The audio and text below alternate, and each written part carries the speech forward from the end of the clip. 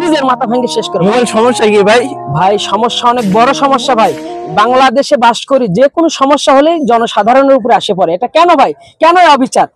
আমি দেখতেছি সরকার থেকে বলতেছে 16 তারিখের পরে আনঅফিশিয়াল মোবাইল আর চলবে না। আরে কষ্টটা কোথায় রাখে? তাহলে আমি কষ্টের টাকা সিরামিক্স কাজ করে মোবাইল কিনে চালাইতেছি, আমার মোবাইল আর চালাতে দিবেন? এই আনঅফিশিয়াল মোবাইল যখন বিদেশ থেকে দেশে পাচার হয়েছে, যে চোরেরা পাচার করছে তাদেরকে ধরতে পারেন নাই, যে দোকানদারে বেচতেছে তাদেরকে ধরতে পারেন নাই।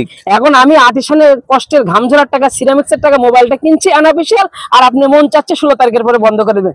দেশটা এত বড় মগের মূল্য।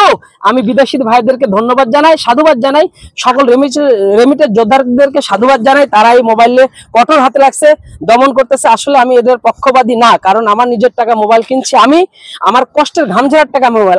আনঅফিশিয়াল মোবাইল আপনারা আনা বন্ধ করেন, দেশে পাচার বন্ধ করেন। আপনি পাচার বন্ধ না করে আমার জনসাধারণের হাতে আসছে, আর আপনারা 16 তারিখের পরে আনঅফিশিয়াল বন্ধ করে দিন। বাহ, দেশটা অনেক মগের মূল্য হয়ে গেছে না? আমি এটার পক্ষপাতী না। আপনারা যদি পক্ষপাতী থাকেন অবশ্যই আমার ভিডিওটা শেয়ার করবেন, লাইক দিয়ে শেয়ার করে পাশে থাকবেন। আমি এটার পক্ষপাতী না, কারণ এটা আমার কষ্টের ঘামঝরার টাকা মোবাইল কিনা। ধন্যবাদ, সবাই ভালো থাকবেন, সুস্থ থাকবেন। অবশ্যই আমি আবারও যারা এই দুর্নীতির সাথে সম্পৃক্ত, যারা বিদেশ থেকে পাচার করে মোবাইল দেশে আনছে আনঅফিশিয়াল মোবাইল, তাদের শাস্তি দেওয়া হোক। আমার সাধারণ জনগণের শাস্তি আমি মোটেও কাম্য না। যারা, আবারও বলতেছি, যারা বিদেশ থেকে পাচার করে দেশে আইনে মোবাইল বেচতেছে তাদেরকে ধরেন। আমি সাধারণ মানুষ কষ্টের টাকা মোবাইলটা কিনছি।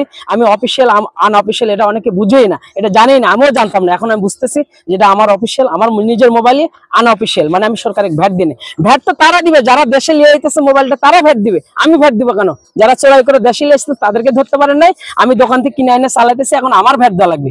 আমি এটার পক্ষপাতী না। অবশ্যই আপনারা ভালো থাকবেন। আমি আশা করতেছি বাংলাদেশের দুর্নীতি সন্ত্রাস মুক্ত হবে। আল্লাহ হাফেজ। বাংলাদেশ।